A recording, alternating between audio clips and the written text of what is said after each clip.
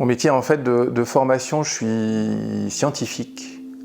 J'ai toujours été très intéressé par la biologie, les animaux. Je voulais faire vétérinaire, tout petit.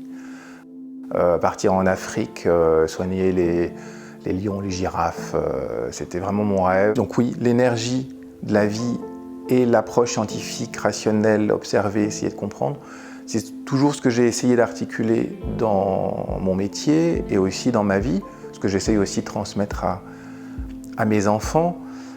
Et plus j'avance, et plus j'arrive à m'approcher de cet équilibre entre les deux et d'arrêter d'être en conflit entre en fait, la tête et le cœur, pour le dire avec des mots simples. J'avais investi dans un petit immeuble de 3 appartements.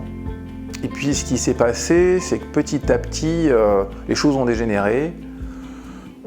Locataires qui ne payent pas, agence immobilière qui... escroquer, c'est un grand mot, mais enfin en tout cas qui était très mal géré. Mes loyers ne m'étaient pas payés, je devais aller les réclamer à l'agence. Et puis finalement, je me suis aperçu qu'ils allaient faire faillite, donc j'ai récupéré mon argent in extremis. Des locataires, un locataire qui m'a bousillé un appartement complètement. Donc j'ai eu pour plus de 10 000 € dans le studio de réparation parce que c'était inondé du sol au plafond.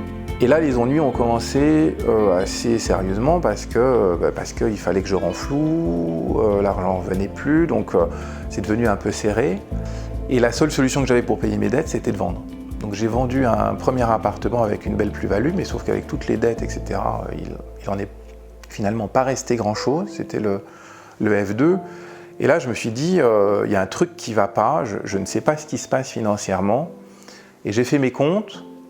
Et je me suis aperçu qu'on était à découvert systématiquement de 500, 600 € au minimum par mois, mais que ce découvert se cumulait de mois en mois. Donc au bout de l'année, je me retrouvais avec 6 000 € de découvert. Et c'est pour ça que je bouffais mes économies. Et mon salaire est correct, mon épouse est prof, donc elle a aussi un salaire correct, enfin, on n'a pas à se plaindre.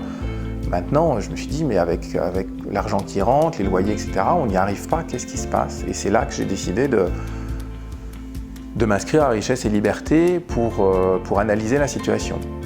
C'était un investissement en temps et en argent.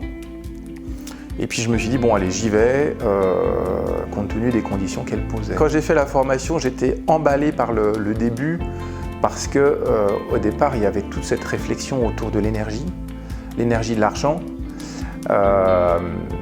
Et effectivement, j'ai trouvé cette idée assez magnifique de dire, bah oui, l'énergie de l'argent, c'est une énergie comme tu as l'énergie solaire, sauf que c'est une énergie particulière, elle est créée par l'homme. Mais de fait, quand tu as de l'argent, ça peut se transformer en matière. Donc je me suis investi, sans jeu de mots à fond, dans ce début de formation par rapport à ça, comprendre aussi mes réflexes, mes croyances, les blocages, et puis apprendre aussi à gérer. C'est-à-dire que de façon très concrète, je suis de formation scientifique, j'ai travaillé sur des modèles, sur plein de choses, mais sauf que les chiffres en euros, j'avais une sorte de blocage, ou en tout cas ça se passait mal. Donc un tableau Excel avec des lignes et puis quelques consignes très simples données par Nathalie pour arriver à gérer, identifier là où il y a des problèmes et faire un budget, ça m'a été extrêmement utile. Ce que j'ai mis en place, ce sont des prélèvements automatiques des comptes joints vers des livrets A. Chaque livret A étant ciblé vers une priorité. Donc j'ai réutilisé les priorités données dans Richesse et Liberté, les vacances, les impôts, etc.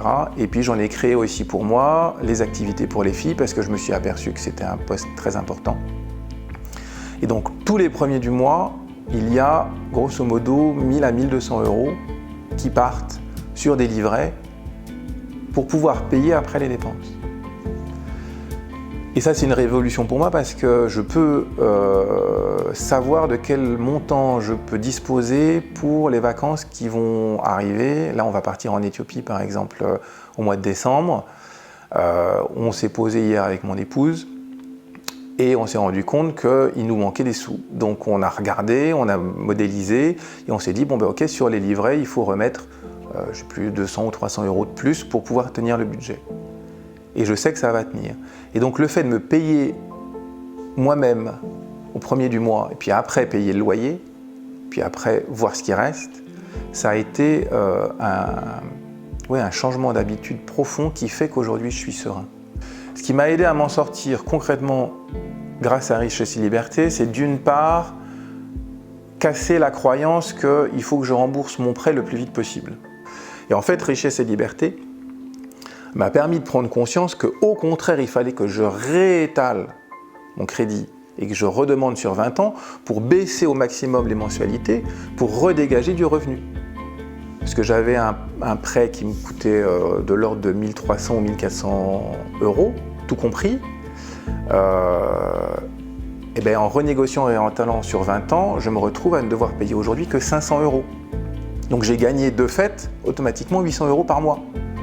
Donc mon découvert de 600-700 € par mois, il commençait déjà mécaniquement à être résorbé par ce changement-là.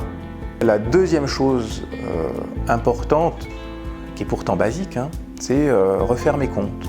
Donc Richesse et Liberté m'a apporté cet éclairage froid, factuel sur voilà ce que tu dépenses, voilà ce que tu gagnes, ça colle pas, donc tu as des arbitrages à faire. Donc ça, c'était la deuxième chose importante.